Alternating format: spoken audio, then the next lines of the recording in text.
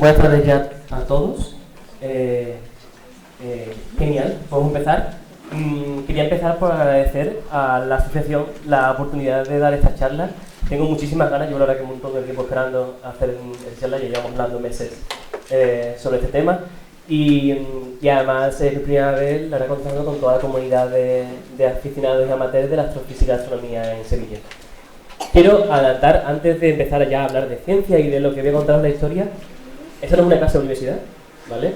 Esto no es un monólogo, esto no es un discurso, ¿vale? Quiero que en un momento en el que haya algo que no entendáis, algo que os parezca curioso, algo que os surja alguna idea, levantéis la mano y me interrumpáis, ¿vale? Esto es una conversación, vamos a descubrir muchísimas cosas, vamos a trabajar una historia que, como ya Fernando ha dicho, infinitamente grande, tan grande como lo que es la historia del universo, y vamos a hablar de muchísimas cosas. Entonces, en cualquier momento van a salir dudas, así que quiero que me paréis, que me digáis, oye, esto no lo he entendido, puedes volver a ello, ¿vale? Entonces, bueno, antes de nada voy a introducirme otra vez. Mi nombre es Curro Rodríguez Montero, soy astrofísico, ¿vale? Me gradué en el doctorado de la Universidad de Oxford y ahora soy lo que se llama un investigador independiente en el Instituto de Física Cosmológica, CABLI, de la Universidad de Chicago, ¿vale? Y yo lo que soy lo que se llama un astrofísico teórico, ¿vale? Teórico porque en el momento en el que cojo un telescopio primero lo desenfoco o lo estropeo, y la última vez que tuve un telescopio en la carrera pasé tanto frío que no volví a hacerlo nunca más en mi vida. Así que decidí que lo mejor que podía hacer era sentarme con lápiz y papel y mi ordenador y a pensar cómo podía ser la física que rige el cosmos entero, ¿vale? Entonces, el título de la charla es El universo en timelapse, ¿vale? Voy a intentar hacer un recorrido por todo lo que es la historia del universo desde el momento del Big Bang, ¿vale? Que es algo que creo que todo el mundo conoce, hasta el momento de la vida, que es la vida que vivimos hoy en día aquí, también es algo que conocemos todos, ¿vale? Y una cosa que creo que ya ha pasado por muchísimas imágenes de las noticias en los últimos años, son imágenes como estas del James Webb Telescope, que está en el espacio ahora mismo, fue lanzado por la NASA hace unos cuantos de años, y que nos está mostrando un universo increíblemente especial, muchísimo más especial de lo que hemos visto antes, ¿vale? Un universo en el que podemos ver cómo las galaxias se mueven y se desplazan y forman esas colisiones que hemos visto en el vídeo que nos hacía antes Miguel a lo largo de toda la historia del universo. Y cómo podemos encontrar que el universo no es solamente la idea de una galaxia única en un momento estático del tiempo como vemos la Vía Láctea, ¿vale? Por ejemplo, esta es una de las galaxias que movemos con el James Webb, que está muy cercana a lo que es la Vía Láctea, que son dos galaxias que están en colisión, ¿vale? Y vamos a ver también mucho el tema de lo que es la idea de la colisión, y básicamente es la idea del movimiento gravitacional que tienen objetos tan grandes como galaxias, que al ser al fin y al cabo una galaxia, un objeto compuesto por muchas partes pequeñas, se mezclan entre ellos como si fuese una especie de masa, ¿vale?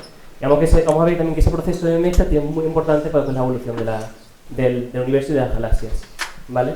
Pero una cosa que quiero enseñar primero es la diversidad de galaxias y objetos que el James Webb nos está desvelando, que ya nos desveló el telescopio Hubble, que tenemos todo lo que podemos imaginarnos. Tenemos galaxias amarillas, blancas, rojas, azules, torcidas, cuadradas, con rayas, deformadas. El universo está lleno de una diversidad que nunca podríamos habernos imaginado.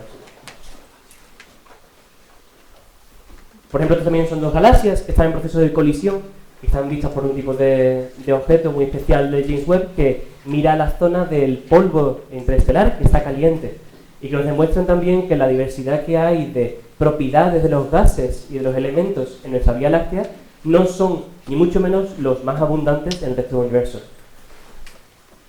Pero quiero también empezar por decir que aunque la Vía Láctea sigue siendo nuestra galaxia y la que tenemos más cercana, por supuesto, la Vía Láctea sirve como un elemento de comprensión muy importante para lo que es la evolución del cosmos. Como por ejemplo está diciendo antes Miguel, el estudio de los cúmulos regulares es una manera muy interesante de comprender cómo, por ejemplo, un objeto como la Vía Láctea se forma desde el principio del universo hasta el día de hoy en día. El James Webb también nos está mostrando ahora mismo que las galaxias, aunque tengan formas muy parecidas, ¿vale?, pueden tener colores muy diferentes. A la derecha, lo que estáis viendo es una galaxia que junto a su izquierda tiene una galaxia que está a punto de colisionar, que tienen tamaños y masas estelares muy parecidas, ¿vale? Además, cuando tú miras lo que es su evolución por la cantidad de estrellas que tiene y su masa, lleva al mismo tiempo el universo existiendo. Pero una es morada con formas de brazos y con una cantidad de polvo increíble, y la otra es simplemente una cosa difusa y amarilla. Y la pregunta que nos hacemos los astrofísicos, porque la astrofísica al fin y al cabo es la extensión de la astronomía que intenta explicar el origen físico de lo que vemos en el cielo, tiene que comprender por qué esa diferencia. Y esa diferencia está empezando a ser muchísimo más estudiada hoy en día gracias a los grandísimos progresos que se han hecho en el estudio de lo que es el espacio profundo, ¿vale?, con el James Webb. Bueno, aquí os muestro una de las imágenes que se ha tomado con lo que es el programa de investigación del Cosmos Webb, ¿vale?, que busca hacer imágenes muy profundas del cielo, ¿vale?, y poder clasificar cuáles son las propiedades de todas esas galaxias, ¿vale? Esta proceso de clasificación, ¿vale?, que estamos hablando por una aplicación web que podéis ver todas esas galaxias que se han extraído a través de este telescopio, ¿vale? Podéis ver que hay cientos y cientos y cientos de miles y que cada punto no es una estrella, es una galaxia que puede tener cientos de millones de estrellas. Es un recordatorio también de la inmensidad del universo y de la inmensidad de lo que conocemos. Y este inmenso esfuerzo que está haciendo la comunidad alrededor del James Webb, ¿vale?, que son mis colaboradores y amigos del Cosmos Webb, están trabajando en, por ejemplo, identificar cada una de esas galaxias e intentar modelar cuáles son las propiedades físicas que dan lugar a su diversidad, sus colores, sus formas, sus masas y su historia, ¿vale? Podéis ver, por ejemplo, su espectro, los colores que los dominan, ¿vale? Os dejo también, por si estáis interesados, esta base de datos está disponible al público, ¿vale? Y podéis también vosotros jugar y ver la diversidad que hay de galaxias y cómo podéis encontrar los esfuerzos que estamos haciendo hoy en día para descifrar esa diversidad. Entonces, esto es tan grande, el contenido de información que hay en ese proyecto de investigación, que es el Cosmos Webb, que están utilizando lo que se llaman científicos ciudadanos, ¿vale? Y eso es una cosa que podéis hacer todos. Lo que se dedican estos científicos ciudadanos es que ven cientos de miles de imágenes de galaxias como os he enseñado antes, ¿vale? Le dice, ¿podéis identificarme esta galaxia si es circular, si es plana, si tiene brazos, tiene polvo, es difusa o no difusa? Bueno, pues esto llevan haciéndolo ya 132.000 voluntarios en todo el mundo, ¿vale? Se han identificado más de 788.000 galaxias de estas imágenes, ¿vale? Y solamente llevamos el 6% de las galaxias de ese cúmulo, ¿vale? Solamente el 6%, llevamos 15 años haciendo esto, ¿vale? Llevamos 15 años y esta región que os he enseñado en esa imagen en web es del tamaño de básicamente 3-4 lunas, ¿vale? Es el tamaño del cielo que podéis coger con un dedo al cielo. Así que imaginad la cantidad de galaxias que nos queda en todo el universo que vemos en el cielo. Y el esfuerzo que llevamos haciendo, ¿vale? Te voy a dar estas ideas en la cabeza para que un poco ya os pongáis en la situación y en el ambiente de la complejidad del universo que vamos a tratar hoy. Entonces, para intentar como orientar la idea de la charla, quiero que tengáis una serie de preguntas en vuestra cabeza que continuamente os hagáis y veáis si la información que estoy dando lo está respondiendo. Una primera es, ¿podemos comprender a través de la física, de la ciencia que hemos desarrollado desde los tiempos de Newton hasta ahora, ¿podemos comprender cuál es el origen de la inmensa variedad de esas galaxias que vemos? ¿Somos también capaces de comprender cuándo se formaron las primeras galaxias de ese universo? Porque llega un punto en cuanto tú miras más atrás en el tiempo con un telescopio, llega un punto que no ves galaxias. ¿Es porque son demasiado tenues o hay un momento en el que ya no hay galaxias porque no se formaron? Porque tienes que esperar a que la primera se forme.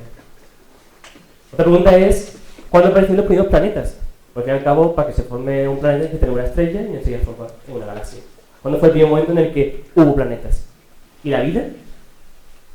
Y también muy importante comprender es nuestra galaxia, ese objeto que usamos muchísimo para comprender el resto del universo y que, en el que vivimos, no es una galaxia especial o una galaxia típica. Y hay miles de millones en el espacio igual que nosotros y que nos hacen cada vez más pequeñitos, incluso como nos ha hecho ya el descubrimiento de la Tierra en el sistema solar. Pero una pregunta que creo que todos os haréis con esta charla y que pretendo como un poco orientaros en cómo estamos intentando comprender esto hoy en día, es que si estamos solos. Y una gran pregunta que todo el mundo me va a hacer al final de esta charla, y creo que muchos no hacemos, y que ha sido punto de muchísimas películas y series de la historia, creo yo, ¿no? Entonces, para introducir lo que es el tema del camino que voy a seguir en esta charla, os doy aquí un índice. Vamos a tratar un poco de introducción y contexto en el tema de la astrofísica, de la cosmología, que nos ha traído a las comprensiones que tenemos hoy en día. También vamos a hablar de los cimientos del cosmos, ese escenario en que ocurre todo, ¿vale? Comprender los grandes gigantes que se formaron en el pasado. Después voy a hablar de una cosa que es mucho más cercana a lo que yo hago hoy en día, que son las simulaciones cosmológicas. Y acabo, como he dicho antes, yo soy un físico teórico. Vamos a hablar de los esfuerzos que se empezaron a hacer en la búsqueda de las hermanas de la Tierra. Y vamos a también comprender cómo las moléculas orgánicas, esas cosas también que está hablando Miguel, en Marte, cómo las hemos empezado a buscar y que queremos encontrar en el universo para comprender mejor cuál es el origen de la vida. También he hablado bastante de James Webb, de JWST, que son sus siglas, que creo que está revolucionando todos los campos de la astrofísica y la astrobiología, y que solamente llevamos unos años con ellos y no tenemos ni capacidad para comprender la cantidad de información que estamos sacando de ese telescopio. Voy a hablar también de microfísica a la vida, que es también una cosa muy cercana a mi corazón porque es lo que yo he trabajado durante muchísimo tiempo en mi doctorado y trabajo ahora. Y vamos a tratar un poco de lo que es la idea del futuro que nos viene en la astrofísica y volver a la pregunta principal, que es si estamos solos o no. Entonces, vamos ahora a introducir contexto, ¿vale? Por ahora, esta parte que va a ser más teórica y que os va a costar un poquito más, ¿vale? Así que aguantad conmigo. Si os agobiáis o os aburrís, me levantáis la mano, ¿vale? Entonces, lo primero, esta es una pregunta que viene magnífico lo que estaba dando ante Miguel, ¿vale? Aquí hay mucha gente que es materia y conoce astronomía y astrofísica, y os voy a hacer una pregunta y hay que poder respondérmela. En el cielo profundo, ¿vale? En el cielo que veis a través de un telescopio o en el cielo que veis con los ojos, ¿cuál es el objeto más alejado que podéis ver a simple vista? Sí, porque no lo veis, ¿no?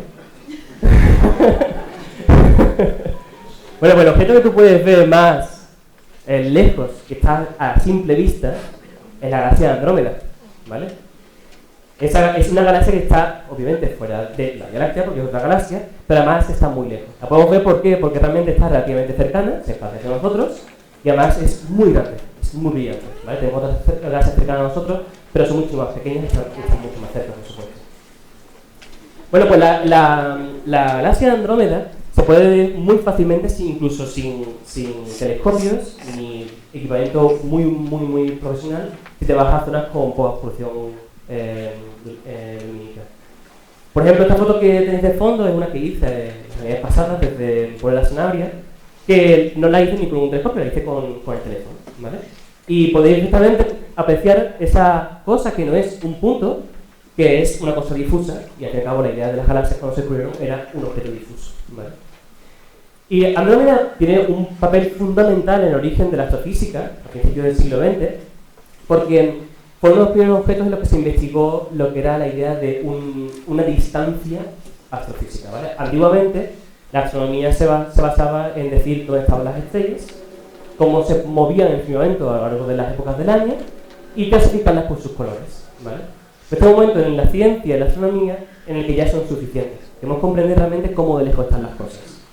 Y obviamente unos investigadores, ¿vale?, que son fundamentales para la física y la cosmología moderna, George Lemaitre y Edwin Hubble, empezaron a investigar la galaxia de Andrómeda. Y descubrieron que haciendo mediciones de distancia, la galaxia de Andrómeda estaba muchísimo más lejos de lo que se podía pensar cualquier estrella, ¿vale? Tan lejos que no cabía directamente dentro de la galaxia. Entonces, si está tan lejos y se ve tan brillante, la única opción que nos queda es que es muy grande, ¿vale? Tenemos un objeto que está tan distancia que, aunque sea lejísimo, es tan brillante que podemos verla a primera vista. Pero también una cosa curiosa que podemos apreciar de esta galaxia es que los colores de esas estrellas no eran iguales que los de la Vía Láctea. Dijimos, bueno, a lo mejor cada galaxia tiene unas reglas físicas muy diferentes. Es que eso me gustaría porque entonces tenemos una física que no es universal. Y la maravillosa ley de la gravedad universal de Newton nos rompe. Pero los físicos no tienen que rotación. Daros cuenta que todas esas emisiones de colores que vemos en las estrellas de nuestra Vía Láctea, que conocemos tan bien porque hemos podido comprobar dentro de un laboratorio, se veían todo como un poquito más rojo, ¿vale? Y ese poquito más rojo nos decía una cosa que sabemos en física, se llama el efecto Doppler, ¿vale? El efecto Doppler siempre se explica como el efecto de una ambulancia que pasa al lado vuestro, y cuando se acerca hacia ti, la escuchas cada vez más fuerte y más aguda, ¿vale? Y cuando se aleja de ti, la escuchas más flojo y más grave, ¿vale? Ese proceso de cambio de la frecuencia o del tono de un sonido le pasa igual al color de la luz, ¿vale? Cuando el objeto se te acerca hacia ti, en vez de verlo blanco como era originalmente, lo ves más azulado. Y cuando se aleja de ti, lo ves más rojo. Ese fue el descubrimiento de que la galaxia de Andrómeda era de las flores más rojizos porque estaba en un proceso de alejamiento también de nosotros. Lo que vaya a acercarse después también está el proceso de alejamiento. Y este proceso de alejamiento, ¿vale? Que es la idea de comprender cómo en el universo hay galaxias lejos de nosotros que están en proceso de separarse de la galaxia, es este proceso de corrimiento hacia el rojo, ¿vale? Que vamos desde una galaxia que la vemos de los colores típicos y como está alejando hacia nosotros vemos este efecto Doppler como el de la ambulancia que cada vez se pone más grande, en este caso se pone más rojo, ¿vale? Entonces empezamos a ver que, oye, esto podemos hacerlo no solamente con Andrómeda, hay más galaxias en el firmamento y cada vez tenemos telescopios que son cada vez más potentes, más sensibles de ver las galaxias. Y vemos que además, cada vez que miramos una galaxia que está un poco más lejos, incluso de Andrómeda, o un poco más cerca, vemos que lo que está poniendo hacia el rojo, o como está poniéndose grave esa ambulancia, es diferente. Y vemos que cada vez que esta cosa está más lejos, se aleja más rápido de nosotros, ¿vale? Entonces, este proceso de escalonado de velocidades de alejamiento a la Vía Láctea, ¿vale? Se puede comprender solamente de una manera, a través de una expansión, ¿vale? Si imaginamos un universo una especie como de globo que está en proceso de expandirse, ¿vale? Todas las galaxias ven que a su alrededor el resto de galaxias están alejando de sí mismas, ¿vale? Pero ven también que las galaxias están más cercanas se alejan un poquito, pero las que están al otro lado del globo se alejan muchísimo más rápido, ¿vale? Igual que imagináis cifras en el globo, ¿vale? Los puntos más cerca del globo se ven que se alejan lentito, pero los que están al otro lado se alejan muchísimo, pues se están expandiendo por todas partes. Y este proceso, lo que nos dio a pensar fue la idea de que si cogías esto y lo movías hacia atrás en el tiempo, pues si lo movías hacia atrás en el tiempo, ¿vale? Pues tenías lo que era el proceso de un Big Bang. Si todo está expandiendo y lo movías hacia atrás en el tiempo, es un proceso de contracción. Y aquí nace la idea del Big Bang. Y creo que esto es lo que todos habéis escuchado siempre, la idea de una especie de explosión, ¿vale? Aunque es problemático hablar de esa manera, la idea simplemente decir es que el principio del tiempo y del espacio es un principio de máxima densidad. Un principio en el que todas las galaxias, todos los puntos que conocemos y todos los tiempos del universo se concentran en uno, ¿vale? Entonces, empezamos a comprender o empezamos a tener una idea y un nuevo modelo que nos va a explicar esa idea de un universo en expansión en el que muchas galaxias conviven. Y ese universo de expansión, ¿vale? Lo podemos retroceder hacia atrás en el tiempo, pues esa película de esa explosión, y ver en qué momento en el que la explosión se hace infinitamente pequeña. Y ese momento en que la explosión se hace infinitamente pequeña, lo consideramos el principio del universo, ¿vale? Y ese universo es este número que siempre se suele decir, ¿vale? Que vas a parir para menos, dependiendo de cómo hacen los números, de 13.800 millones de años. Y esta historia, desde el momento en el que estamos aquí, hoy, en esta charla, hasta el principio del Big Bang, la que vamos a recorrer en los próximos 40 minutos, ¿vale? Y lo complicado de esto es que 13.800 millones de años como que no nos entra mucho a la cabeza qué es eso, ¿vale? No vivimos ni mucho menos escalas temporales así. Entonces, un truco que se hace muchísimo para comprender un poco la idea de la astrofísica en las escalas temporales es comprimir todo ese tiempo de 13.800 millones de años a un calendario de un año, ¿vale? Que es algo que podemos generarnos más porque sabemos dividir en 12 meses y sabemos dividir los meses en días y los días en horas, minutos y segundos, ¿vale? Entonces, si tú coges la frontera de lo que es el universo, 13.500 millones de años, y lo comprimes a un año, significa que un año, o un mes, equivale a 1.000 millones de años, ¿vale? Un día son 38 millones de años, ¿vale? Una hora son 1,5 millones de años, ¿vale? O sea, el tiempo que hemos tenido ya en esta charla, ya han pasado casi 1 millón de años. Y un segundo son 400 años, ¿vale? Entonces, para ganar la escala, porque lo que vamos a comprender con esto es la complejidad de la historia del universo que se ve a través de estos telescopios que estamos sacando ahora mismo al espacio, y cómo también se compara eso con la evolución de la humanidad en los nanosegundos del final de ese calendario. Entonces, ahora ya la idea de esa diversidad de galaxias, ya no solamente una diversidad de galaxias en el cielo a través de colores y formas, sino una diversidad de historias, una diversidad de orígenes, de un universo muy antiguo, no infinitamente antiguo, pero muy antiguo, en el que cada galaxia puede contar no solamente lo que ha vivido, sino cuándo empezó y cuándo va a acabar su historia. Entonces, ahora vamos a mover a la siguiente parte de la charla. Seguimos.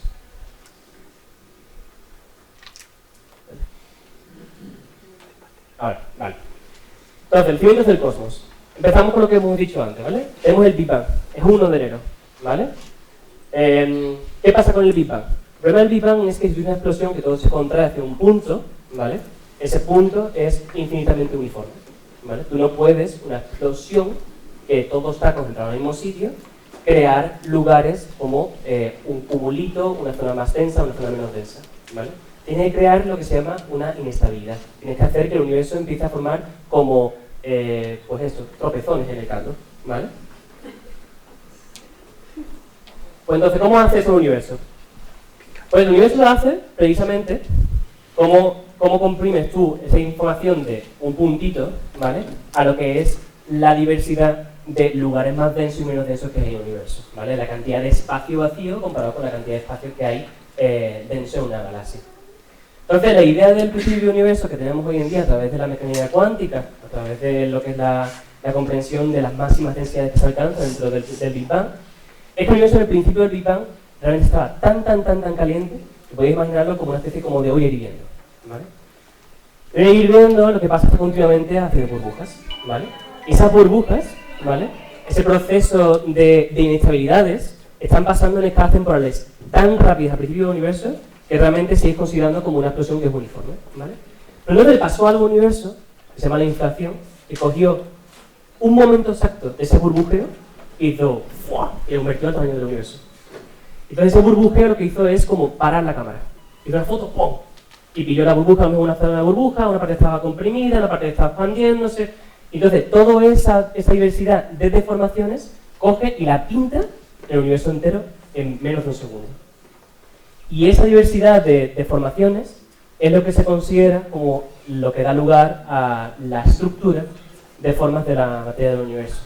Y esto fue tú impreso literalmente en lo que es en el cielo. El fondo de microondas es como esa especie como de última foto del universo en esos momentos de ebullición, ¿vale? Y que realmente es muy curioso porque ese fondo de microondas, esto no es algo que se ha hecho una imagen a través del telescopio en el cielo, pero realmente tú como tú antiguamente cogías una televisión o una radio y le pasabas de un canal a otro, pero no era exactamente la sintonización de ese canal, ese sonido de eso que escucháis de fondo, estás escuchando el ebullir del principio del universo, ¿vale? Entonces es una cosa que sigue permanente en lo que estamos continuamente viviendo, ¿vale? Es una cosa que ha dejado una marca en el espacio-tiempo y la evolución del universo desde el momento del Big Bang, de esa explosión inicial, hasta la hora. Vale, tenemos el principio de la manera de crear como esa diversidad de densidades y de materia en el universo, ¿vale? El problema que tenemos ahora es la diversidad de tipos de materia, ¿vale? Sabemos que el universo no solamente es un protón y un electrón, son partículas tan sencillas, ¿vale? Para los que saben un poquito más de química o de física, sabéis que el universo está lleno de elementos muchísimo más complejos que simplemente hidrógeno, ¿vale? Con cosas como, por ejemplo, el carbono, el potasio, el sodio, el hierro, el cobalto, el níquel, todos esos elementos se producen a través de procesos que no son tan sencillos como simplemente tener un protón y un electrón, ¿vale? Pero hablaremos de esto un poco después, pero el Big Bang lo único que te produce es hidrógeno y helio, ¿vale? Y un poquito de litio. Es muy denso y muy profundo y puede crear esos elementos, pero solamente a través de lo que es la tabla periódica tan infinitamente grande de tantos elementos, solamente estos azules de aquí arriba, ¿vale? Son los que realmente se producen en el Big Bang, ¿vale? El universo es una especie de sopa primordial que tiene cero contaminación, ¿vale? Pero ahora hay como contaminación el hecho de añadir elementos que no son simplemente los básicos como el hidrógeno y el helio, ¿vale? Entonces era un poco sosa, ¿vale? Tenía poquilla historia, ¿vale? Al principio tenía muy poca cosa. Entonces, vale, ahora hemos descubierto un poco como que tenemos los elementos básicos de materia, cómo podemos hacer esas deformaciones a través de la ebullición, pero el problema de las deformaciones a través de la ebullición es que son poco sostenibles. En el momento que lo pones en un espacio que está expandiéndose, ¿vale? ¿Qué haces, por ejemplo, con una arruga en tu mantel cuando los tiras? Acabas con la arruga. Lo vuelves a poner uniforme. Entonces, todo lo que habíamos hecho magnífico con la ebullición del principio del tiempo, lo destrozas y otra vez el espacio es uniforme. Y el espacio uniforme no puede colapsar, no puede formar galaxias, no puede formar estrellas y no puede formarnos a nosotros, ¿vale? Entonces, ¿cómo el universo consigue volver a retomar a tener esas deformaciones, ¿vale? Pues, realmente, esas deformaciones las seguimos viendo hoy en día también, no solamente porque hay galaxias y puntos de densidad altos. Cuando tú coges el mapa de todas las galaxias del universo y lo pones en el espacio, ¿vale? Ves que realmente las galaxias están como acumuladas como en filamentos y en nodos que se conectan unos con otros, ¿vale? Esa especie como de estructura que parece casi de un cerebro de neuronas, ¿vale? Es lo que se llama la red cósmica, ¿vale? Esa red cósmica solo comprendemos una manera de que se forme, y es a través de lo que se llama la materia oscura, ¿vale? La materia oscura lo voy a introducir muy rápidamente, ¿vale? Es un componente muy importante de la astrofísica hoy en día, porque no podemos comprender cómo las galaxias rotan si no tenemos la materia oscura, ¿vale? Si tú coges la Vía Láctea, ¿vale? Y lo que haces es que pintas a la distancia con respecto al centro de la Vía Láctea, ¿vale? Ves la velocidad de rotación de las estrellas, ¿vale? Cómo rápido se mueven. Lo que esperarías es que hiciese algo así, ¿vale? Esto es muy sencillo. Tú cuando tú vas al sistema solar, los planetas que están en el centro, ¿vale? Son los que se mueven más rápido. Por ejemplo, Mercurio, Venus y demás están dando vueltas más rápido porque la fuerza de gravedad es más fuerte, ¿vale? Te pueden acelerar más rápido. Mientras los planetas están más en el exterior, van más lentos, ¿vale? La idea típica de cómo rotan los planetas dentro del sistema solar, ¿vale? Lo más cercano más rápido, lo más lejano más lento, ¿vale? Entonces esperaríamos que la Vía Láctea, al fin y al cabo, es una especie como de sistema solar, pero de un tamaño muy grande. Y de repente vimos que no era así. Que realmente lo que le pasaba es que llegaba a una velocidad máxima y se quedaba plano. Plano. Y la única manera de que eso pase es que haya aquí más materia que no sean las estrellas. Haya una cosa que no podemos ver. Y es lo que llamamos, porque no tenemos otro mejor nombre, le llamamos materia oscura. Y era ese halo de materia que no vemos, pero que contribuye a que las cosas que están más alejadas corran más rápido. Y esa materia oscura realmente tú la combinas y da lugar a una especie como de lugares de esqueleto que permiten que otra vez la materia que tú has uniformado a través de la expansión del universo vuelva a colapsar y formar galaxias. Entonces ya tenemos nuestra tarta cósmica, nuestra tarta de chocolate cósmica, ¿vale? Y tenemos nuestros ingredientes, tenemos nuestro espacio-tiempo que está en expansión, ¿vale? Tenemos una energía oscura, una materia oscura, y también tenemos una materia normal que es la que estamos nosotros formados, el hidrógeno, el helio, el oxígeno, todas esas cosas, ¿vale? Tenemos unas fluctuaciones cuánticas, ¿vale? Tenemos mucha energía, ¿vale? Tenemos luz, tenemos hidrógeno, tenemos helio y un poquito de litio, ¿vale? ¿Cómo preparamos? Pues lo mezclamos todo en nuestro horno que es el Big Bang, ¿vale? El Big Bang está a 100 nonillones, la verdad que no sé ni ese número si en español, ¿vale? Es muy caliente, ¿vale? Mucho más caliente que el centro del Sol, todo lo puedes imaginarte. Y ahora mezclas todo esto dentro de la sopa primordial de esa ebullición, ¿vale? Y haces, coges así, ¡pum!, y lo expandes. Y creas esas deformaciones de la materia y energía del universo. Ahora esperas que se enfríe, porque tan caliente no puede formar ninguna galaxia, ningún planeta, ninguna estrella. Espera que se enfríe, ¿vale? Pero quieres que se enfríe en ese esqueleto. Y ese esqueleto te lo da la materia oscura. Metes la materia oscura, metes tu esqueleto, colapsa y formas galaxias. Magnífico, ya tenemos nuestra receta de hacer galaxias, ¿vale? Ahora pasamos a la siguiente parte. Tenemos nuestras galaxias. Ahora, ¿qué hacemos con lo que realmente tenemos de las galaxias, que son las estrellas? ¿Cómo forman las estrellas? Pues las estrellas son muy importantes porque realmente sin ellas no veríamos nada en el cielo prácticamente, a la simple vista, y también son el origen de todo lo que comprendemos como nuestro mundo, ¿vale? Nuestro mundo, nosotros no manejamos básicamente hidrógeno o helio suelto. Hablamos de elementos que son sólidos o líquidos, y esos elementos, al fin y al cabo, no se producen en el Big Bang. ¿Dónde se producen? Pues en lo que es el fuego ardiente de la fusión nuclear que se produce entre las estrellas, ¿vale? Y esto es lo que llevamos décadas intentando conseguir la fusión nuclear, esa maravillosa panacea de la energía, pero realmente todas las estrellas lo han hecho desde el principio del universo con una facilidad increíble, ¿vale? Lo que hacen es que realmente combinan esos protones y neutrones que están al principio del universo, los mezclan entre ellos, los comprimen y forman elementos mucho más complejos. Y esos son los elementos que vemos en toda esta tabla periódica. ¿Y cómo salen de esas estrellas? A través de lo que se llaman las supernovas, sobre todo. Las estrellas, al llegar al punto final de su vida, en el que no pueden ya consumir y ganar energía a través de esa fusión, mueren, colapsan y explotan. Y todo ese contenido que han formado durante su vida, de nuevos elementos, los sueltan al espacio, ¿vale? Y ese gas que está como ahora contaminado, como decía antes, que tiene otros elementos, es capaz de colapsar, formar otras estrellas y formar planetas, ¿vale? Y este es el término que siempre se dice en astrofísica y en astronomía, para divulgación, que estamos hechos de ese polvo de estrellas. Lo que ha quedado realmente de ese fuego profundo que era el interior de una estrella, eso que queda es lo que somos nosotros. Entonces, la pregunta ahora es, sabemos ya cómo conseguir esos elementos, de los que comprendemos cómo se forman los planetas y cómo se forma la vida, ¿vale? La pregunta es, primero, ¿cómo tú formas las estrellas? Pues en la Vía Láctea hemos visto muchas maneras en las que se forman las estrellas, ¿vale? Porque nosotros somos capaces de ver nebulosas que son muy brillantes, llenas de polvo, de estrellas muy jóvenes y brillantes, son todas estas imágenes increíbles que vemos de la Vía Láctea, que son de las cosas más preciosas que se pueden ver con un telescopio. Y estamos empezando a comprender un poco cómo ese proceso de colapso de esa materia primordial, que era simplemente hidrógeno, helio y litio, para formar estrellas para dar lugar a más elementos, ¿vale? Y realmente estamos llegando a un punto que vemos tantísimas estrellas, podemos ver estrellas individuales formándose. Por ejemplo, aquí hay una estrella que no la veis en el interior porque está tan cubierta por el polvo que la rodea, que lo único que veis son la formación de sus jets de energía cuando está formándose. Si alguien pudiese haber visto el sistema solar a los pocos miles de años de formarse, nuestro sistema solar, lo habrían visto de lejos de esa manera, ¿vale? Esas son estrellas que están ahora mismo naciendo y formando planetas. Entonces, tú puedes incluir lo que es la idea de la gravedad, de la física, de la radiación y de todo el proceso de la energía nuclear y puedes intentar meterlo en lo que se llama una simulación, que básicamente es un videojuego. Tú le dices a ese videojuego que tienes estas reglas, tienes que seguir esta serie de reglas y dices, vale, pues con estas reglas avánzame las propiedades del universo en el tiempo, ¿vale? Es un videojuego. Entonces tú puedes hacer, por ejemplo, una cosa como esta, es una simulación que intenta comprender cómo se forman esas primeras estrellas. Como veis, esa nube que era uniforme empieza a formar como filamentos, planchas e incluso unos puntos, muchísima densidad. Puntos de tanta densidad que de repente van a poder empezar a formar estrellitas que las vais a ver como puntitos blancos, ¿vale?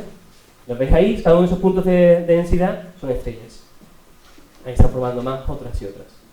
Como veis, es algo muy turbulento, es algo que no es simplemente una bola que se comprime y forma una estrella. Realmente en una nube se producen muchísimas deformaciones de su densidad, que da lugar a muchos puntos altos de densidad en los que se forman esas estrellas. Y vais a empezar a ver que algunas de esas estrellas formándose están expulsando gases. Y el proceso de realmente formarse una estrella es como un proceso muy ineficiente. Porque una estrella, cuando en el momento en el que ya consigue iniciar su fusión nuclear, se convierte en una especie como de radiador, ¿vale? Un radiador tan fuerte, con un ventilador tan fuerte, que toda esa materia que primero la está formando, ahora la empuja lejos.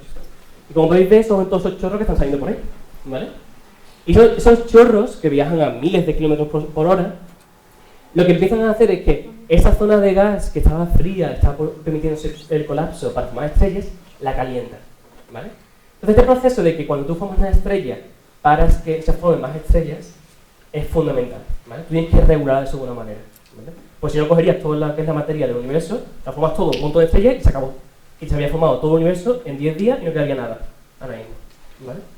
Entonces este proceso de interacción entre las estrellas donde se forman es muy importante, ¿vale? Es tan importante que realmente cuando se forme una estrella muy grande al principio, y como se forme la primera, adiós el resto de estrellas, no se forma ninguna más, ¿vale? Y esto es lo que pasa al principio del universo. En el universo, las primeras estrellas que se forman son las más grandes, ¿vale? Se forman estrellas que, por ejemplo, si esto es el Sol, ¿vale? De Barán, una estrella muy brillante en el cielo, una gigante roja, se formaron estrellas de este tamaño, ¿vale? Eran miles de veces más grandes que el Sol. Significan que eran millones de veces más brillantes que el Sol, ¿vale? Pero también es que cuanto más grande es, lo intuitivo que tiene, menos viven. Esa estrella, en vez de vivir como la nuestra, que va a vivir unos 10.000 millones de años o algo así, vivían 1, 2 millones de años. Y aunque nosotros sí nos parece una escala muy grande, en la escala del universo de los 3.800 millones de años, 1 millón de años es menos de un día, es nada. Entonces, esas estrellas eran tan grandes que murieron súper rápido y contaminaron ese gas primordial súper rápido de nuevos elementos. Así que está, tenemos una manera de crear fluctuaciones en el universo, una manera de que colapsen, una manera de que formen estrellas y una manera de que contaminen el gas, esos elementos que nos interesan tantísimo, que van a dar lugar a los planetas y a la vida. Entonces, con esas herramientas que acabo de decir, ahora simplemente añadir lo que es las estrellas, pues vas desde lo que es fluctuaciones de vacío, ¿vale? Formas lo que es una deformaciones del espacio-tiempo y de materia de energía que dan lugar a que son lugares de mayor densidad y lugares de menor densidad. Construyes todo eso en base a un esqueleto, que es el que te permite que colapses de nuevo después de enfriarte y expandirte, y formas esas galaxias en esos lugares, esas estrellas en esos lugares más densos. Pero lo formas de forma turbulenta. En el momento en el que formas una, dos o tres, explotas esa región o la calientas con esos chorros de gas y impides que se formen más estrellas. Es un proceso de autorregulación de formación de las estrellas. Y al final, ¿qué formas? Pues muchas zonas forman estrellas, formas una galaxia. Así que genial. Y ahí dijimos, esto fue en los años 90, ¿vale? Del siglo pasado, y dijimos, la física y la astrofísica solucionada. Ya sabemos cómo se forma el universo, cómo se forman las galaxias, cómo se forman nuestras estrellas, todo, ¿vale? Y primero lo metíamos en ordenadores inmensos, que ya estamos desarrollando con la revolución digital, y no tenemos que hacerlo a mano pensando, haciendo papelito y lápiz como tiene que ser sus cálculos, sino que metías en ordenador, lo hacía por ti, en días, meses, salía la solución, se acabó. ¿Vale? Entonces podías hacer cosas como, por ejemplo, esto. Esta es una simulación del principio del universo, en el que esas turbulencias de la energía y la materia empiezan a colapsar. Esto son escalas inmensas, ¿vale? La Vía Láctea es un puntito así pequeño aquí, ¿vale? Y estás viendo cómo esas deformaciones y de cambios de densidad que hay en el universo empiezan a moverse de formas turbulentas, ¿vale? Y empiezan a formar las primeras galaxias. Y las galaxias que forman estrellas, que explotan, están chorros de gas, y como veis, están echándolo ahí el gas, ¿vale? Esto está acelerado, ¿vale? Esto es una especie como de timelapse rápido de lo que es la evolución del universo. Estáis viendo lo que es la vida de una galaxia como la Vía Láctea, formándose, en vez de, 7.000, 8.000, 9.000 millones de años, formándose en un minuto, ¿vale? Y eso es lo que nos ha permitido la revolución de la astrofísica, la cosmología, junto con lo que son los superordenadores. Permiten meter todas esas recetas tan grandes, súper tarta de chocolate, y ver que os parezca tarta de chocolate que es en el cielo, ¿vale? Y realmente a mí me parece cosas que me hacen increíbles, porque tú ahora coges eso, lo pintas como se veían las estrellas, y ves galaxias y estrellas moviéndose. Ya no es una foto en el cielo de algo que es imposible comprender cómo se mueve, sino que estás viendo en vivo, en la escala temporal de tu vida como ser humano, esas galaxias formándose y moviéndose en el espacio-tiempo. Es tan increíble que podemos comprender, por ejemplo, cómo el universo, al principio de ser una sopa tan uniforme, pudo empezar a crear burbujas en las que la radiación era tan fuerte que lo convertía otra vez en un vacío. Pero el problema del universo al principio es que era muy opaco, la luz no podía pasar. Por eso también no vemos galaxias al principio del universo. Tienes que esperar tiempo a que esas galaxias, con su cantidad de luz, volviesen a hacer que el universo fuese transparente y pudiese ver todo lo que había. Es una simulación que hemos trabajado nosotros que intenta predecir cómo esos primeros flashes de luz que veis así, pum, pum, pum, saliendo de una para otra, volvían a convertir el universo en un universo que podemos ver a través de él. Y hacer un universo que conocemos ahora. Este también, a ver si suena, es una simulación que hemos hecho que es muy curiosa porque hemos convertido ese proceso de escala de millones de años en un sonido. Y le hemos cogido lo que es la evolución del agujero negro dentro de la galaxia en un tipo de sonido, la evolución de la cantidad de estrellas que formas en un tipo de sonido, y también la cantidad de gas que echamos en otro tipo de sonido. Y suena de esta manera.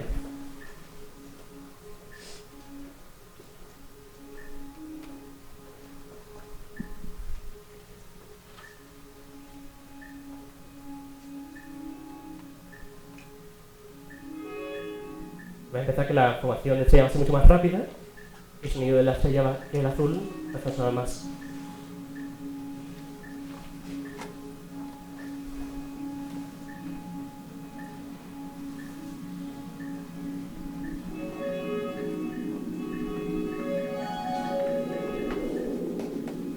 Y escucháis viendo que el sonido de los chorros de gas que forman las estrellas.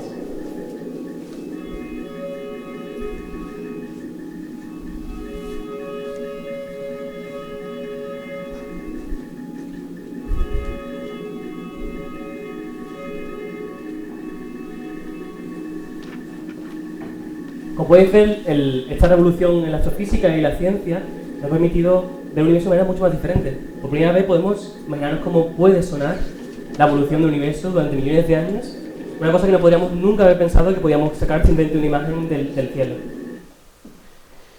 También, el problema también de esto es que requiere uno de los avances más grandes de la tecnología y la física que podemos ver.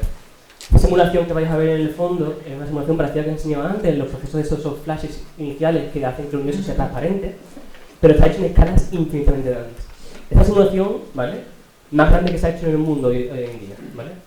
Esta simulación la pusimos en el ordenador más grande que existe ahora mismo, que es el Frontier, que está en un laboratorio de investigación en Estados Unidos, y usó para la gente que sepa un poco de ordenadores, usó más de 131.000 CPUs y unas 24.000 GPUs, ¿vale? Con eso solamente durante 10 días, ¿vale? Pero tiene tanta información que llevamos 5 años analizándolas, ¿vale?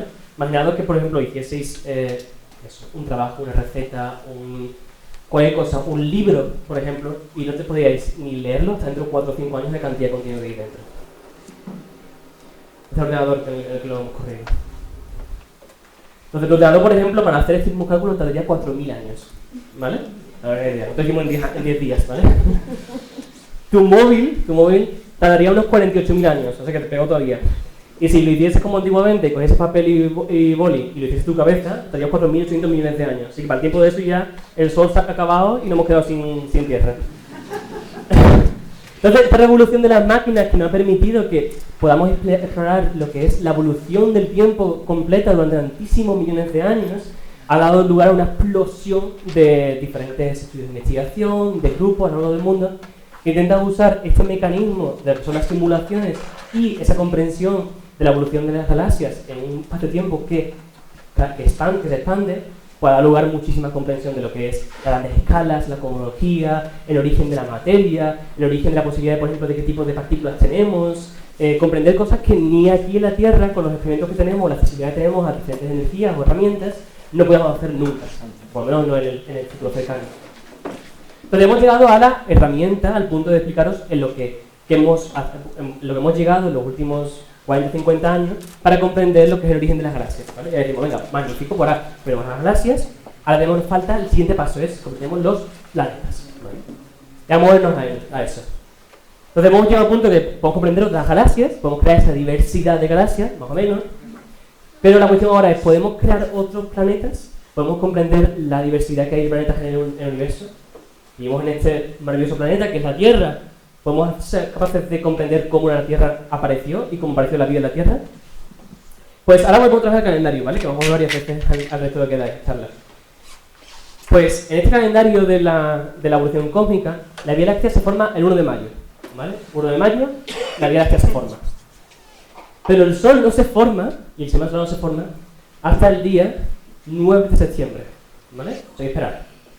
El sistema solar, como también ha dicho Miguel antes, estamos en las afueras de la Vía Láctea, entonces tardan las cosas un poco más.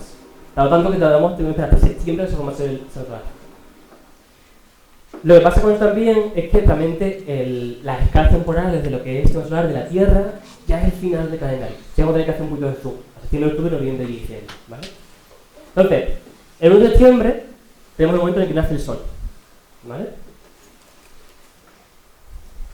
El día 14, ¿vale? Es el momento en el que la Tierra ya deja de ser un cúmulo de un montón de choques de asteroides, de otros planetas formándose, del caos que era el sistema solar al principio, se establece como un objeto físico y que vive más tiempo.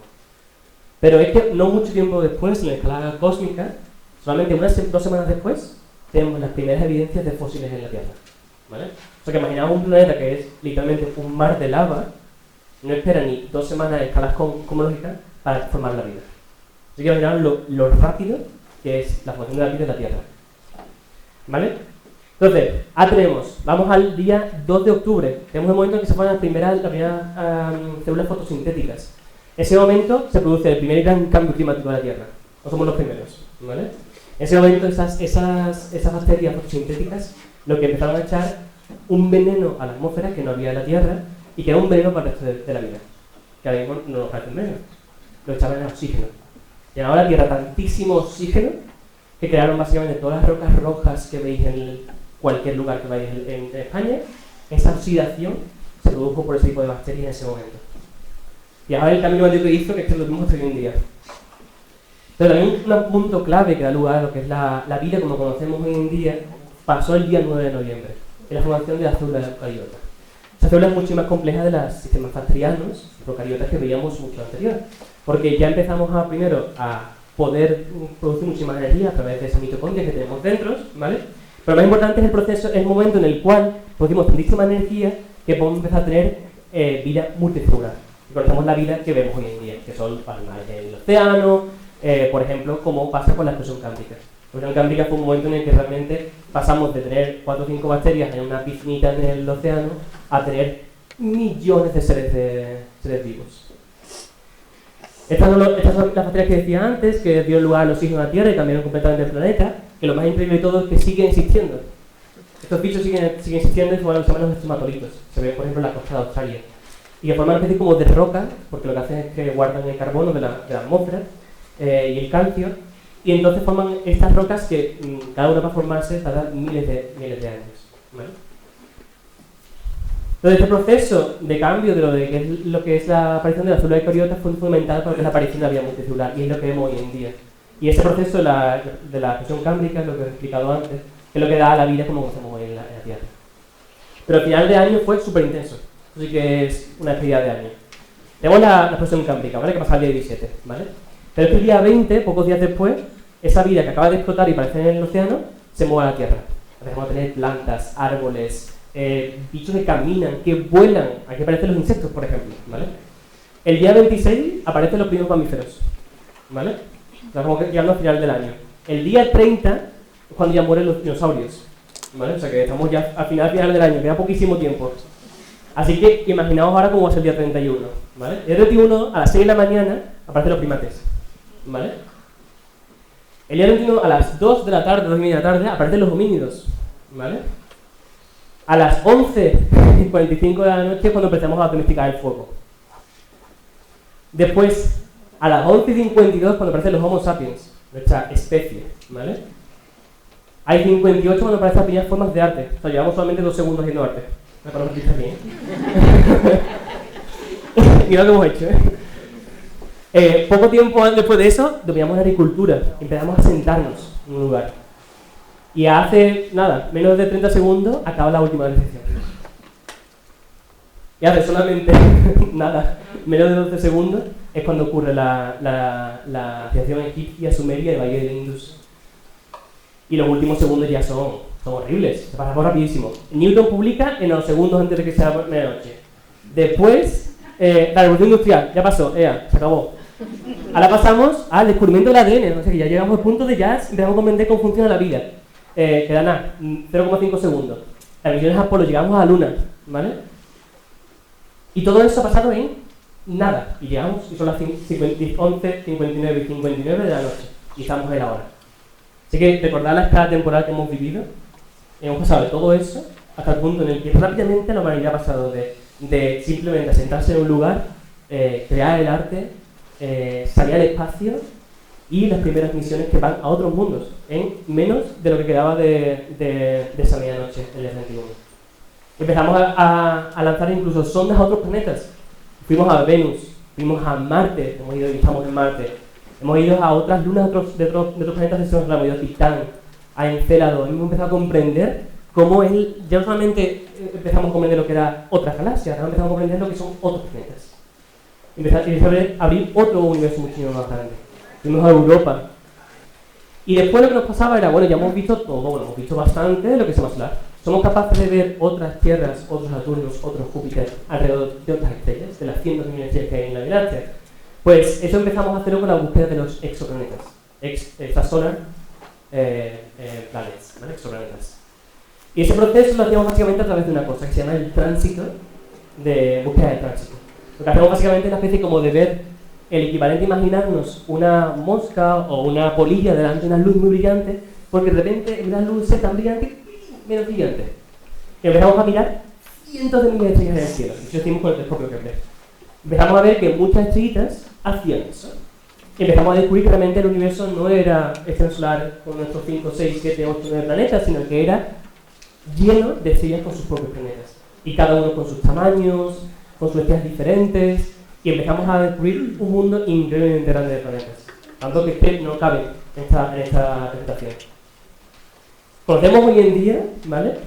Tantos planetas que podemos también incluso ver qué planetas pueden estar cerca de lo que se llama la zona habitable, o sea, distancia de su estrella, que el agua está en estado líquido. Pensamos que el agua líquida es muy importante para lo que es la vida. Tanto que ahora tenemos ya 6.000 exoplanetas que conocemos, ¿vale? Pensad que eso es una locura, porque solamente hemos mirado lo que es el 0,0001% de las estrellas de la galaxia, ¿vale? Así que imaginaos cuántos planetas puede que haber fuera. La cuestión es ahora, vale, tenemos planetas, vale. Bueno, hay que hacer vida, ¿no? Tenemos que hacer la vida. Y para la vida necesitamos, pues, materia orgánica. Entonces, una de las cosas muy curiosas que siempre digo es que el espacio no es esa idea de puntos de luz en un vacío oscuro. Entonces, realmente lo que pasa es que muchas veces las cosas que hay en el espacio no las vemos porque nuestros ojos son capaces de verlo. Pero los telescopios pueden.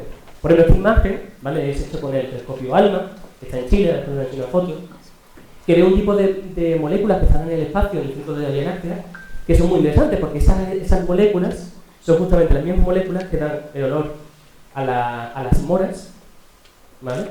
Y que da olor al ron, ¿vale? O sea, que las nubes de gas y polvo que están en el centro de la galaxia donde se forman las estrellas huelen igual que a las moras y al ron, ¿vale? Ese telescopio que ha observado estas cosas, ¿vale? El telescopio ALMA en Chile, pues ha observado que realmente ese espacio entre las estrellas en la galaxia está lleno de moléculas que nosotros consideramos normales, como el olor, por ejemplo, de la col hervida, el olor del ron, como he dicho antes, todos esos olores que los tenemos literalmente moléculas que están ahí en el espacio. Vamos, hay tanta cantidad que hay cantidad de ron como para hacer millones de años de ron en la Tierra, así que no nos falta, vamos. Entonces, hemos descubierto más de 250 moléculas que consideramos como necesarias para la vida o que están relacionadas con la vida en el espacio. Es tanto que hace poco, ¿vale? Salió una noticia de los investigadores de Cambridge, que fue profesor mío, que han descubierto una evidencia tentativa de que hay realmente moléculas como estas que hemos visto a través del espacio, en la galaxia, en la superficie de un planeta, ¿vale? Eso se ha visto ahora como que puede ser verdad, porque la verdad es que los puntos son un poco por todos lados, pero es una de las primeras veces que estamos viendo cómo el telescopio James Webb nos está cambiando la visión de esa vida en otros planetas. También hemos empezado a explorar cómo esas moléculas no pueden solamente estar en otros planetas, sino también en otros objetos celestes, como son asteroides o meteoritos. Hemos encontrado, por ejemplo, moléculas orgánicas semiutilizadas de la Tierra, e incluso hemos ido a un asteroide en el espacio, ¿vale? Con una misión de la NASA y de la ESA, que se sentó con ese palito, así, un toque pon, y se llevó un poquito trozo del asteroide. Pero el gobierno solamente se lo llevó, que lo cogió y lo devolvió a la Tierra, ¿vale? O sea, que es el camino que hizo, ¿vale? Esa nave fue hasta un asteroide en el espacio profundo, volvió y le trajo un trozo de ese asteroide sano y salvo. Y lo hemos investigado y tiene las mismas moléculas fundamentales para la formación del ADN y las proteínas de la vida. Y están en un asteroide en medio del espacio. Y lo curiosamente es que ese asteroide tiene las señales de que realmente estaba en un lugar, estaba lleno de barro típico de una zona pantanosa, ¿vale? Entonces, recordad este punto porque va a ser muy importante para lo que voy a explicar ahora. También una de las cosas que hemos empezado a ver es que tú puedes coger la vida, ¿vale? Coger la vida de nosotros, hacer por ejemplo tu perro o tu gato, coger por ejemplo un canario, coger entonces un gusano, una bacteria y ver cómo de largo es su ADN, ¿vale? Al fin y al cabo el ADN, su longitud, ya en cuenta media, y tenemos que obtener la cantidad de genes o de complejidad que tiene esa vida, o por lo menos cuando se forma. Cuando coges esa complejidad y coges desde el momento que estamos nosotros hasta los objetos más pequeños, como por ejemplo una pequeña bacteria, ¿vale? Ves que ese es el tamaño del ADN, ¿vale? Y ves que ha sido como una especie de evolución casi exponencial, ¿vale? Pero el problema es que este aquí, que es el primer fósil de la Tierra, ¿vale? Tiene mucho ADN. Esto es poco, pero no es cero. La cuestión es, ¿qué pasó antes? ¿Vale? Esta es una de las grandes preguntas de la astrobiología y de la relación de la vida de la Tierra hoy en día. Y no comprendemos cómo la vida aparece ya tan compleja. Como que hizo trampas la vida, como ya empezó con algo que ya sabía. Como que se encontró los apuntes de alguien y ya empezó ya a ir más rápido. Y entonces el resto de evolución, la pregunta es ¿de dónde viene? La Tierra no estaba antes, entonces ¿dónde estaba? Y lo que pensamos es justamente eso que estaba hablando antes. A lo mejor la vida y los elementos que usa la vida para formarse, esas primeras moléculas, no tenían que esperar a que la Tierra se enfriase mucho, sino que ya llegaba a través de esos asteroides y de otros planetas. Y es la idea de la panspermia, la idea de que la vida en la Tierra realmente es extraterrestre, que somos todos extraterrestres, ¿vale? Es que no somos originales de este planeta. Entonces, ya voy cerrando, que vamos a acabar ya. Y voy a hablar un poquito de lo que está enseñando el James Webb ahora con todos estos descubrimientos sobre la evolución de las galaxias, el principio del tiempo y de la vida. El James Webb es muy interesante por dos cosas, ¿vale? Lo primero es que es muy grande. Ya sabéis de astronomía, un telescopio con mucha superficie puede ver cosas menos brillantes. Esto es fundamental para poder ver cosas muy lejos. Y lo segundo es que ve en infrarrojo, o sea, no ve la longitud de onda o el mismo color que vemos con el ojo humano. Ve las cosas que están o muy calientes, ¿vale? O que están muy lejos. Ese corrimiento rojo que os contaba al principio de las galaxias, pero a veces están muy lejos, están ya, es que ni las ves con ojo. Están como literalmente simplemente calientes en la luz. Entonces puedo hacer cosas que están calientes, como por ejemplo unas moléculas del espacio, o lo que es la molécula dentro de un planeta, y también galaxias que están al principio del universo. Hemos empezado a ver galaxias que se formaron literalmente centenares de años después del Big Bang. Pero lo más curioso de todo esto, y es increíble que somos capaces de ver esto al principio del universo, o sea, podemos ver un espectro de la información de esa galaxia a altísima distancia, es que vemos cosas que veis estas líneas que ponen nitrógeno, carbono, helio, oxígeno, magnesio, oxígeno. Veis elementos que no son los primordiales, no son hidrógeno y helio y más cosas. Pues esa galaxia tiene menos tiempo que nada. O sea, para es el Big Bang. Porque hay tantísimos elementos, hay que esperar que las estrellas se formen y exploten. Pues unas grandes preguntas. No sabemos, solo son 100 millones de años después del Big Bang. Todos estos eventos, ¿dónde vienen? ¿Es el universo más antiguo? ¿No me equivoco por los 13 millones de años? Bueno, incluso hay otro problema, porque cuando empiezas a contar cuántas galaxias hay en el principio del universo, que pensamos que había muy pocas porque no las veíamos, porque pensamos que era el final del universo, en la primera galaxia, ahora ponemos otro telescopio y vemos que hay más galaxias. Hay demasiadas. Estos son nuestros mejores modelos, simulaciones que están enseñando antes, de la cantidad de galaxias que hay con respecto al tiempo, y de repente miramos al principio del universo, hay demasiadas, muchísimas. No hay un modelo que nos explique por qué hay tantísimas galaxias, no hay tiempo suficiente para el universo de esa forma. No solamente eso, sino que vemos que galaxias que están llenas de polvo. El polvo es carbono, nitrógeno, oxígeno, silicio, cosas que tenemos que esperar muchas estrellas que se formen para poder verlas. Y además estamos viendo estos puntos rojos que no tenía que son. ¿Vale? Pero James Webb nos está desvelando como un universo profundo que no veíamos, que además no tiene ningún sentido con lo que todas estas simulaciones preciosas están enseñando que te decía. Y además también hemos sido capaces de ver una de las primeras estrellas del universo. Pues tenemos una galaxia que es una lente gravitacional, que no es un poco compleja de explicar, pero que lo que hace es deformarla, ¿vale? Ese hilo que veis ahí, nos permite ver una estrella única, ¿vale? Estrella única, igual como he explicado antes, tendría que ser una estrella que se formaron, tendría que ser solamente hidrógeno, helio, oxígeno. Otra vez. Como si nos faltase una parte de la estrella del universo que no podemos ver, pero está pasado antes algo. Entonces, esto nos está completamente rompiendo la idea de lo que pensamos del universo. Vemos que hay demasiados agujeros negros. Vemos que las galaxias son muy grandes, hay muchas, demasiados elementos pesados. Y este es el gran momento en el que estamos ahora mismo, que estamos poniéndonos locos, no sabemos qué hacer. Llevamos 50, 60 años montando nuestro modelo precioso, nuestra receta de nuestra tarta de chocolate, y ahora comparamos con una tarta de chocolate antes de meterla en el horno y no tiene ningún sentido. Entonces, esto nos ha dado a que algunas personas en la astrofísica empezamos como a reconsiderar muchas de las ideas que teníamos al principio de cómo debía funcionar el universo. Porque, por ejemplo, lo que hacíamos es que no nos preocupaba realmente cómo era esa tarta. Queríamos que la tarta simplemente al final del día, pues si era de chocolate, pues fuese de chocolate por fuera. Quería que pareciésemos una galaxia. Quería que pareciese la imagen de las galaxias que vemos alrededor de nuestra Andrómeda y más. Pero nunca nos preocupó realmente cómo llegamos a eso. Como que intentamos como ajustar el modelo para que nos diese al final algo que nos parece una galaxia. ¿Qué pasa? Nunca antes pudimos haber visto las primeras galaxias del universo. Ya estamos viendo, ¿eh? Y ahora vemos y decimos, pues esa película, esta time-lapse que hemos hecho todo este camino, esta charla, lo movemos hacia atrás, como al principio, y las galaxias que simulamos o que predecimos no tienen nada que ver con las que veíamos. Entonces, eso nos recuerda un poco, a los que sepáis un poco de historia de la astronomía también, a los modelos ptolemaicos, antes de lo que era la idea de, ptolemaicos, antes de lo que era de los modelos copernicanos, de la Tierra no al centro del universo, sino el Sol, que lo que hacían es esa especie como de eclípticas complejas, un montón de líneas, todo para explicar que todo se movía alrededor de la Tierra. Y que era como muy complejo, podías predecir lo que se movía, pero no comprendías por qué se movía de esa manera. Y no me está pasando ahora mismo con la astrofísica, la verdad, es que realmente no comprendemos muy bien por qué hemos llegado ahí. Ni además, cuando queremos mirar al principio del universo, es que todo está roto.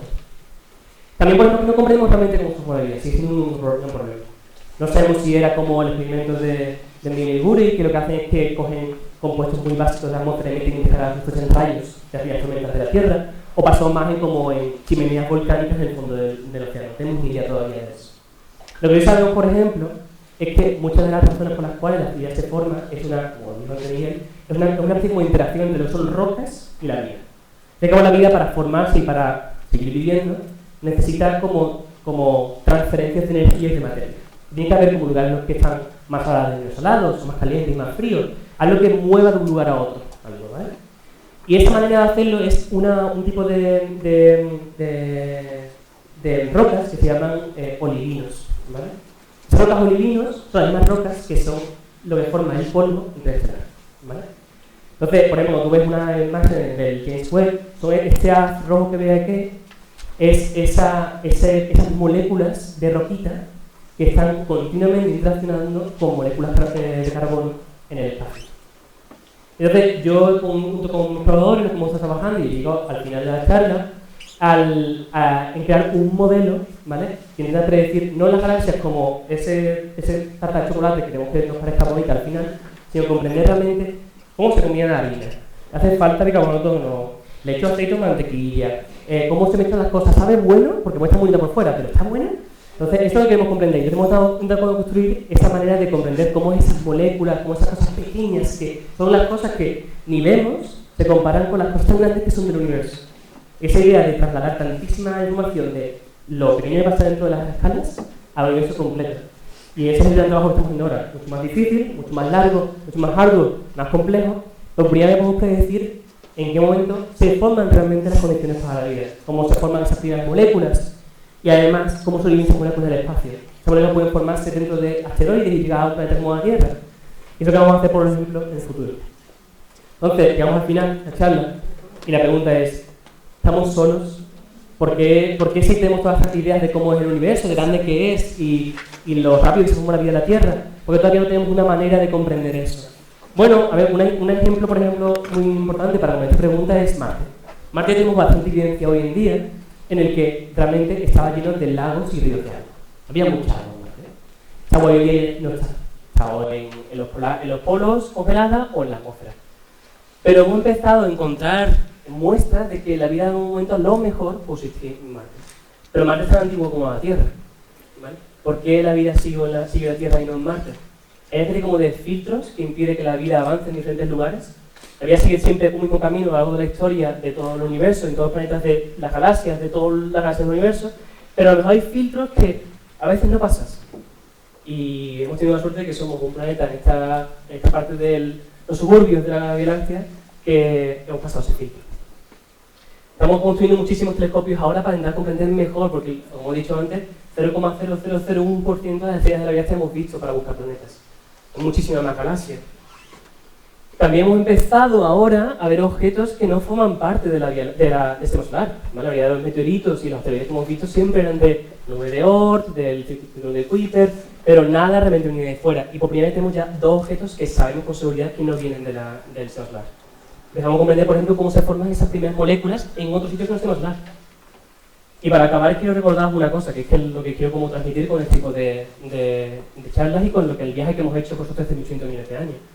Es que el universo es inmensamente grande, inmensamente complejo, y parece que va como en marcha rápida ahora al final. Como que ha tardado muchísimo en producirse las galaxias y los planetas y demás, pero en el momento en el que tienes un planeta y es sólido, ¡buah!, la vida es rápida. Pero aún así, realmente seguimos solos. Y por ahora no lo sabemos. ¿Que lo encontramos evidencia de vida microbiana en otro planeta dentro de poco? Puede que sí. Pero la realidad es que seguimos siendo ese puntito azul, que en el espacio cósmico estamos solos y que no hay nadie para salvarnos. Así que ese es nuestro único y solo hogar. Gracias.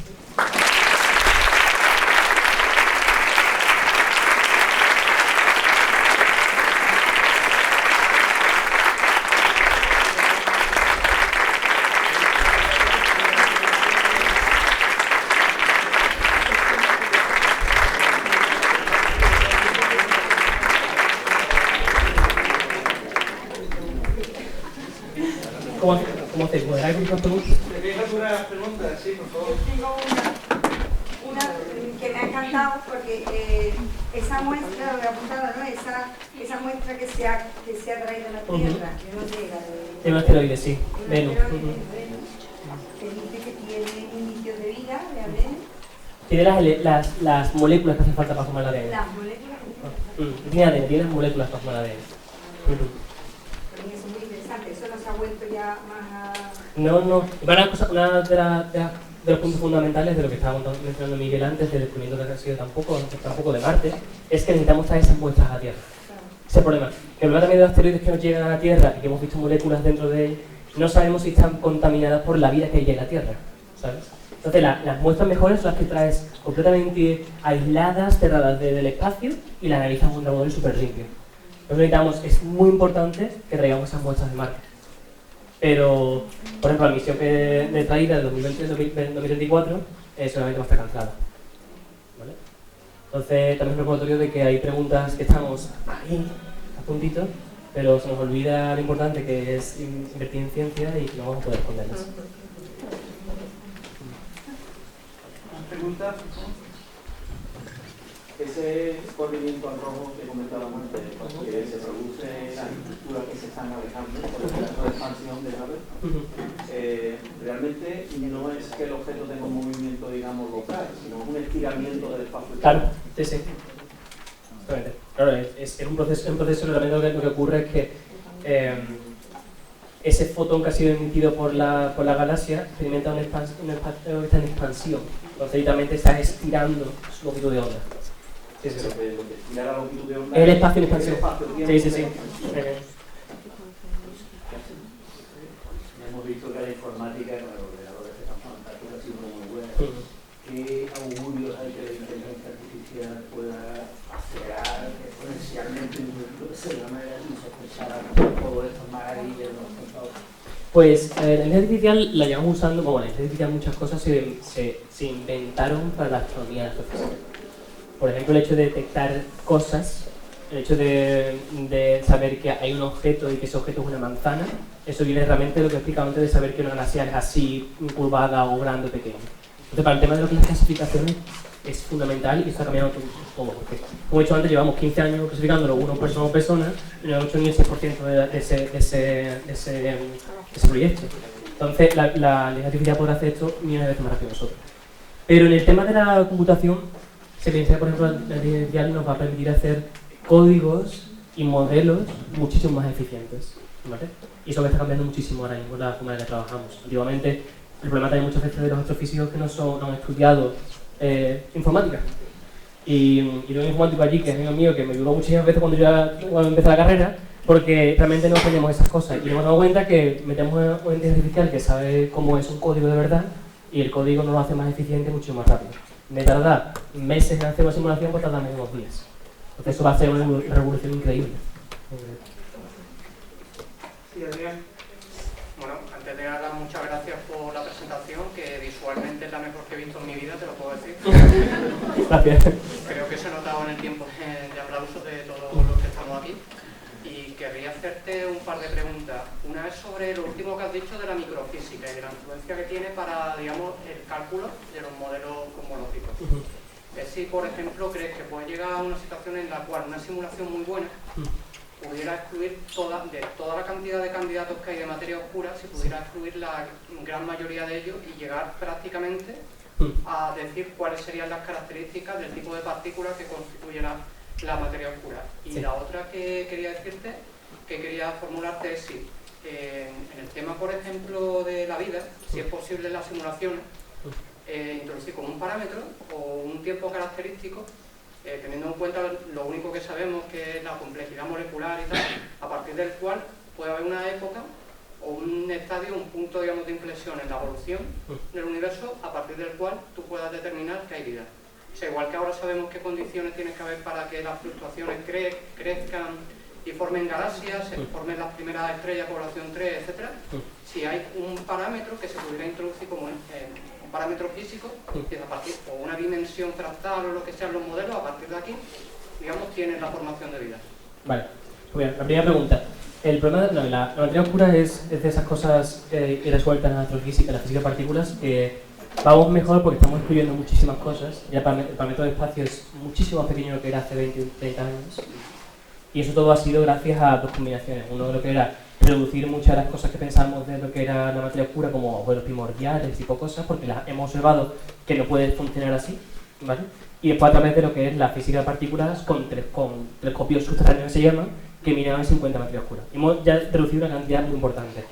El problema es que ya la zona en la que todos hemos conseguido excluirlo, ¿vale? Los efectos en la astrofísica normal son mínimos, mínimos. Solamente hay un efecto que es muy interesante, ¿vale? Te voy a decir muy rápido. Una cosa rara de la vida es que tú cuando formas moléculas orgánicas la puedes formar lo que se llama con dos quiralidades diferentes, ¿vale? Que si es izquierda o derecha, básicamente si puedes rotarla o no por el mismo sitio, de la misma forma, si pones un espejo delante, ¿vale? Y la vida, para determinados tipos de moléculas que son fundamentales, ¿vale? Como los nucleicos, como los aminoácidos, tiene preferencia por una u otra de esas orientaciones, ¿vale? Y no tenemos ni idea de por qué es eso, ¿vale? Pero hay una razón que pensamos que viene en la física de partículas. Esa física de partículas te dice que aunque el universo sea perfectamente simétrico con respecto a todas las leyes de la física, hay un tipo de interacción, ¿vale? Que es la fuerza electrodébil, ¿vale? Que forma una especie como de imparidad, ¿vale? Esa pequeña imparidad puede hacer decir como de ventaja evolutiva a un tipo de molécula con respecto a la otra, ¿vale? Y ese tipo de imparidad es precisamente la que predice un tipo de teorías de la materia oscura. Entonces, puede ser que lo que explique la preferencia de la vida por una mano u otra de lo que es las moléculas es lo que también predice cómo tiene esa materia oscura, ¿vale? Eso es chulísimo. Lo siguiente era con el tema de lo de la vida. Eso precisamente es lo que hacemos ya con la simulación última que he enseñado. Lo que tenemos es que investigamos esas estrellas que se forman en la simulación y sus planetas que están a su alrededor cuando tienen habitabilidad. O sea, cuando tienen las condiciones, por ejemplo, no ha tenido un agujero negro cercano, ni una explosión de supernova muy cerca, tiene los elementos que hace falta, la estrella es suficientemente brillante pero muy brillante. Todo eso lo combinamos en un parámetro que es literalmente habitabilidad, es posibilidad de vida. Y eso lo estamos haciendo. Y lo interesante que hemos hecho, ¿vale? Que eso os lo digo pero eso no se ha publicado todavía, es que en el primer momento en que se puede formar la vida en una galaxia como la Vía Láctea es justamente la de la Tierra. ¿Vale? La Tierra. O sea, sí, la Tierra. Entonces, puede que la razón por la cual no haya otras vidas o que podamos haber accedido a ellas es porque precisamente somos los primeros de la Láctea. ¿Vale?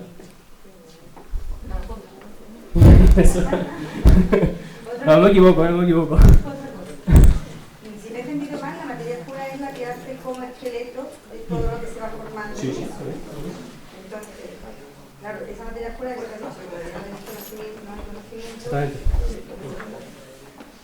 Pero es lo que conforma, o sea, lo que Sí, es horrible, crea. es horrible, porque lo quitas de todos los modelos de faceta de la tarta y no te formas galaxias, Entonces es una cosa que como agobia, ¿sabes? Como que te hace falta siempre, no quiero hablar mucho de ello, porque funciona muy bien, pero realmente es que no tenemos teoría física que prediga lo que realmente es. Pero O sea, principal.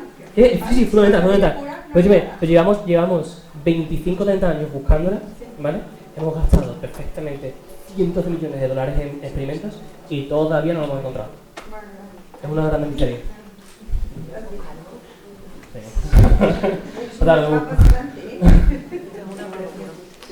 Mira, sobre la instrumentación, que hablas mucho del James Webb y que has hablado incluso de algunos proyectos futuros. Tú, y bueno, a lo mejor es una pregunta un poco ingenua, pero ¿crees que alguna vez va a haber algo que observe desde la Luna, quitando también los problemas de Sí, la atmósfera? uno de los proyectos que ha propuesto uno de mis mentores es un telescopio de rayos que quieren poner en la Luna, ¿vale? Lo bueno de un telescopio de la Luna es que primero le puedes poner el lado oscuro de la Luna, que está al contrario a la Tierra, y te quitas toda la contaminación de rayos que tienes de nosotros, que es uno de los grandes problemas de la astrofísica, que tienes como un rango súper pequeñito en el que puedes mirar. Y realmente, como os he enseñado antes, todas esas moléculas que se ven en el centro de la Vía Láctea, que te dice toda la cantidad de moléculas orgánicas, es en radio. El problema es que no podemos verlas muy bien porque hemos llenado todo eso de, yo qué sé, sálvame y lo que sea, ¿entiendes? entonces no podemos verlo. Entonces, un telescopio de Luna parecería magnífico. Una pregunta, sí. Según ahora mismo lo último que se conoce con respecto al tema de la materia oscura, no interacciona con la materia bariónica, ¿no? Bueno, sí puede interaccionar con la electrodébil, pero el electrodébil el problema es que es una interacción muy pequeña, entonces la probabilidad es muy baja. Como muchos de los experimentos que se usan hoy en día son tanques inmensos de agua, ¿vale? O de xenón líquido, diferentes elementos, que lo que espera es que en algún momento algún choque con una molécula o con un átomo y te emita un poquito de luz. Y eso hoy quieres ver. Pero llevamos eso mirándolo desde hace esos 20 años que no hemos visto nada. Entonces, nuestra esperanza, pero no. En un podcast escuché que si conociéramos todas las partículas que existían en ese momento del Big Bang y conociéramos su posición y su velocidad en un momento dado, todo el universo sería predecible, o sea, ya estaría predestinado. Vale. Mi pregunta es, antes de... ¿no ocurriría con esas partículas como en una reacción química que una vez reaccionada cambian sus propiedades? ¿De verdad estaríamos predestinados a todo? A ver, lo primero es que aunque tú las propiedades cambien, tú puedes predecir cómo cambian las propiedades. Eso no impide que seas determinista. Tú puedes predecir cómo se forma un nuevo compuesto químico, aunque cambien sus propiedades originales, ¿vale? Lo siguiente es que esa idea de lo que mencionaba se llama el superdeterminismo, ¿vale? Que dice que tú puedes conocer todas las posiciones y las propiedades de todos los objetos que tienes al principio del Big Bang, puedes, como yo he hecho en esa simulación, decir cómo va a pasar todo, ¿vale? El problema es que una cosa inherente de la física es que la física de partículas no es determinista, ¿vale? Cuando tú conoces las posiciones, ¿vale? Si conoces las posiciones perfectas de todas las partículas, entonces conoces sus velocidades perfectamente, ¿vale? Entonces ya, bueno, pues si conoces todas las posiciones de todas las partículas perfectas, tienes velocidades infinitas, ¿vale? Así que mira qué mal. Que tienes un universo otra vez que se expande más rápido. Entonces, no puedes. Esa es la cosa, ese es el gran problema. Que realmente la física, cuando la metes en ese tipo de ideas, se te rompe totalmente toda la historia de ser superdeterminista. Entonces, de ese punto de vista, si aplicas solamente la mecánica cuántica, menos mal, tenemos todavía un poco de decisión sobre lo que hacemos, ¿sabes? Pero eso no está decidido.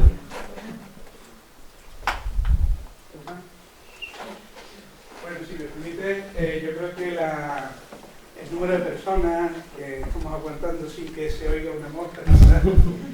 Y el coloquio que estamos teniendo, todo nos está demostrando que estamos asistiendo a una charla especial y que bueno, es difícil para mí señalar algo importante del tal, porque yo creo que prácticamente todas las ideas nos han tenido a todos absortos con lo que estaba diciendo, pero si yo tuviera que reseñar algo sería que, bueno, todos los aficionados, unos conocen más, otros menos, de leer en libros, mucho tiempo, de internet, pero tú nos has llevado algo que el aficionado normalmente no puede, no conoce, que es la frontera, es tu trabajo de día a día, y es la frontera donde está ahora mismo la astrofísica.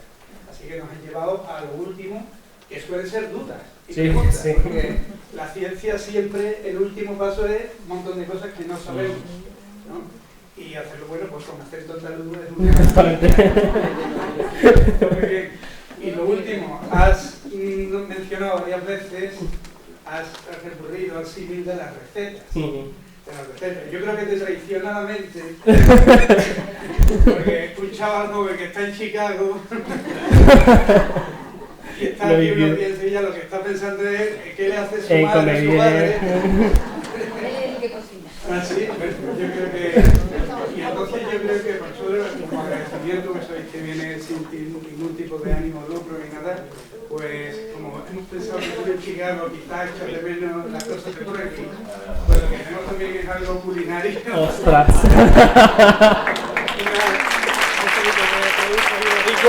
Bueno, gracias, tío. Gracias, Gracias.